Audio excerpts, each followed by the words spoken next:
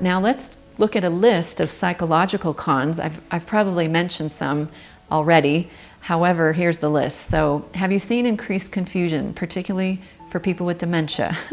It's no surprise that we have found people underneath the beds trying to find where the sound is coming from and to stop it. It's very natural for us to try to stop a loud, obnoxious sound. So then when you have increased confusion, sometimes you have increased agitation.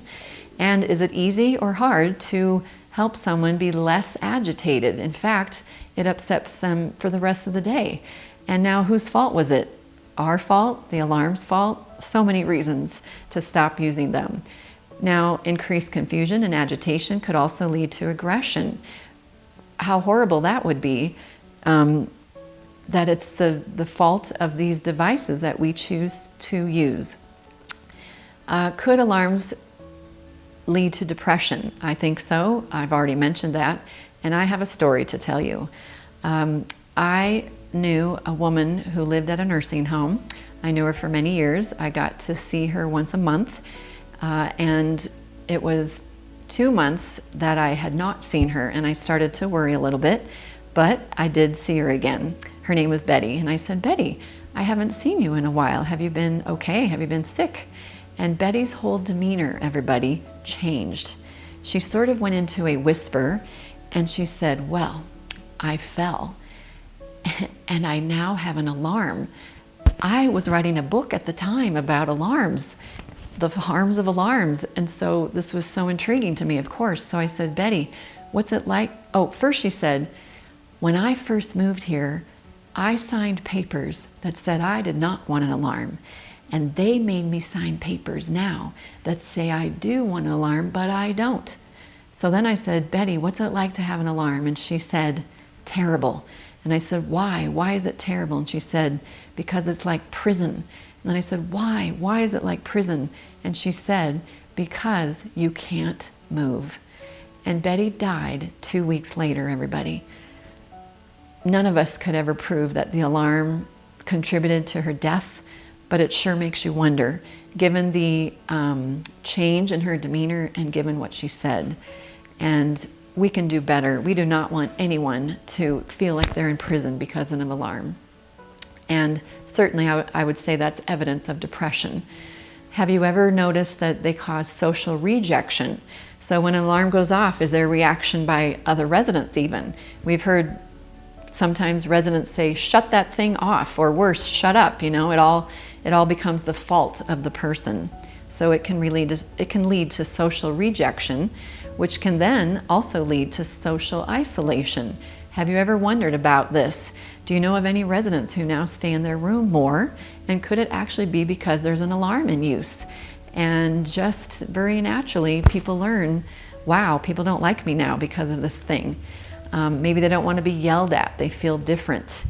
And again, it can be trigger traumatic memories. We've heard of people thinking it was a war siren and maybe feeling like they needed to get under a desk or something.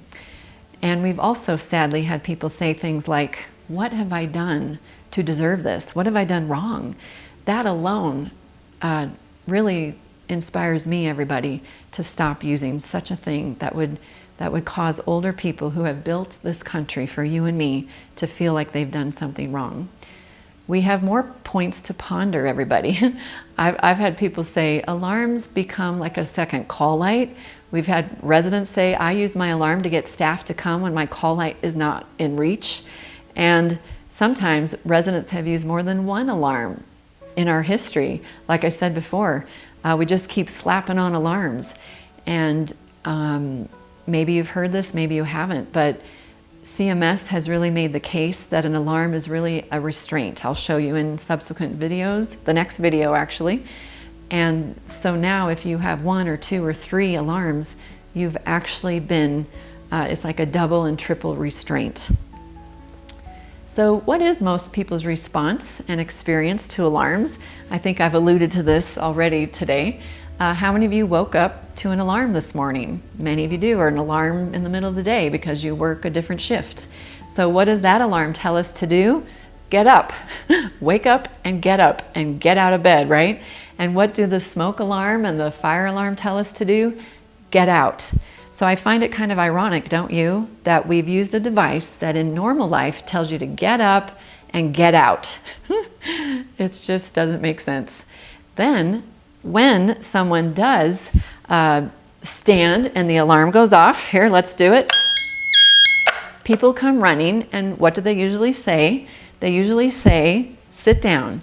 And do they respond to the alarm or to the person when they say sit down? This is just a reminder. I think I already said this. We need to respond to the person. And if we responded to the person, what would we say differently?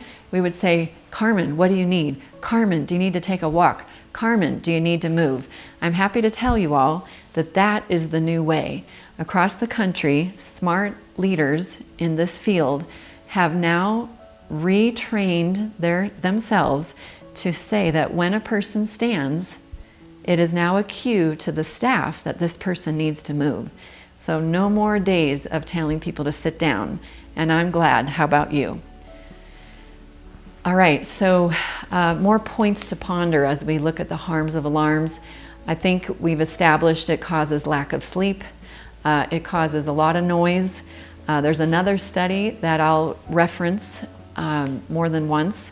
In Minnesota, a group of nursing homes did a study on what is causing all the falls. And in their root cause analyses of thousands of falls, they realized that noise was causing the falls. And then they discovered that the predominant cause of the noise was the alarms. And very quickly, 23 nursing homes stopped using alarms. How about this? Have you ever ran to the wrong person, the wrong room? It's hard to know exactly where that alarm is coming from. You know what I think of?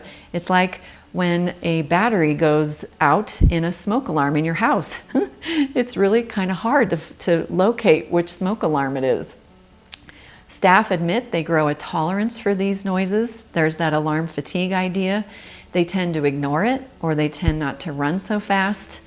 I've read in the literature that staff report feeling bruised by all the alarms. Isn't that interesting?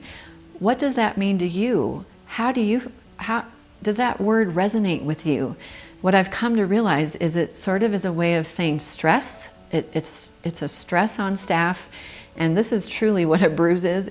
How many of you hear these noises at home when you're off, or maybe even in your sleep? That is a bruise, all right. We've also had smart people point out that you yourself as a staff member have your own trauma history, and maybe all the noises are affecting that for you as well. I know a woman who lives in a nursing home near me in Colorado, and she has stated she doesn't have an alarm personally, but she lives around people that do, and she says they certainly raise your stress level. And then she said it would be like your fire alarm going off in your house all the time. Someone else has pointed out that, look at this, improvised head trauma, percussion of sound can be continuous and causes deep sort of like bruising again. So if someone has had a head trauma, sounds like this, when they're continuous, can also cause some deep disability in the head, in the brain. Wow. Now, are